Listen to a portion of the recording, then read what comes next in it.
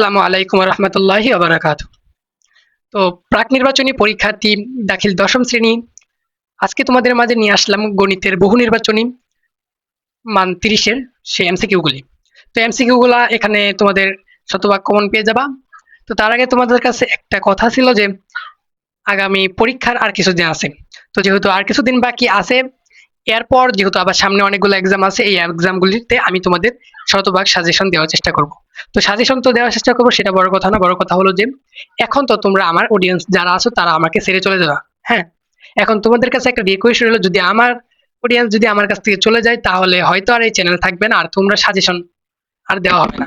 তো তোমাদের কাছে একটা রিকোয়েস্ট, যারা পারো একটু কমেন্টে বলে যাবে যে তোমরা আমার কাছ থেকে কি আশা করো।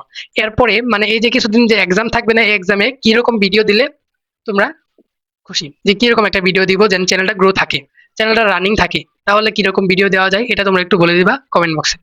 তো তারপরে একটা কথা হলো যে যারা এখনো আমার ভিডিও দেখতেছো, ভিডিওতে লাইক করছো না, সবাই প্লিজ একটা করে লাইক করে দিবা এবং কমেন্টে তোমাদের মতামতটা একটু জানিয়ে যাবা। তো এরপরে হলো তোমাদের দেখায় দেই যে এখানে ১ নম্বরে যে আছে, ১ নাম্বারটা দেখে নাও। ১ নাম্বার তার আনসার হলো, আমি আনসারগুলি বলে দেই, আনসারগুলি তোমরা নোট করে নিবা। এখানে ১ নাম্বার আনসার হবে হলো গ। এখানে আমি রাব করছি না, তোমরা নিজেরা একটু বুঝে নিবা। ১ নাম্বার আনসার হবে হলো ঘ, এবং ২ নাম্বার আনসার হবে হলো ঘ, এবং ৩ নাম্বার আনসার হবে হলো খ, ৪ নাম্বার আনসার হবে খ, এবং ৫ নাম্বার আনসার হবে গ, ৬ নাম্বার আনসার হবে গহ, এবং ৭ নাম্বার আনসার হবে হলো খ, ৮ নাম্বার আনসার হবে হলো গহ, এবং ৯ নাম্বার আনসার হবে হলো গ, এবং ১০ নাম্বার আনসার হবে হলো খ, এবং ১১ নাম্বার আনসার হবে হলো খ, এবং ১২ নাম্বার আনসার হবে খ, এবং ১৩ নাম্বার আনসার হবে হলো গহ। তারপরে হলো ১৪ নাম্বার আনসার হবে হলো ক। তারপরে হলো ১৫ নাম্বার আনসার হবে হলো গহ, না এটা হবে গ, ছোট গ। এরপরে হলো ১৬ নাম্বার আনসার হবে হলো ক। এরপরে আছে হলো ১৭ নাম্বার, তো ১৭ নাম্বার আনসার হবে হলো খ। এরপরে হলো ১৮ নাম্বারটা দেখো, ১৮ নাম্বার আনসার হবে হলো ক। এরপরে চলে যাওয়া হলো ১৯ নাম্বার আনসার হবে হলো খ। এরপরে হলো ২০ নাম্বার আনসার হবে হলো গ। এরপরে হলো ২১ নাম্বার আনসার হবে হলো ক। এরপরে হলো ২২ নাম্বার আনসার হবে হলো গহ। তারপর হলো ৩০ নাম্বার আনসার। তোমরা এই ৩০ এর আনসারটা বের করতে পারছি না, অবশ্যই তোমরা ৩০ এর আনসার তোমরা একটু বের করে নেবা। তারপরে হলো ২৪ নাম্বার আনসার হবে হলো গহ, গ মানে ছোট গ, এবং ২৫ এর আনসার হবে হলো ঘ মানে বড় গ।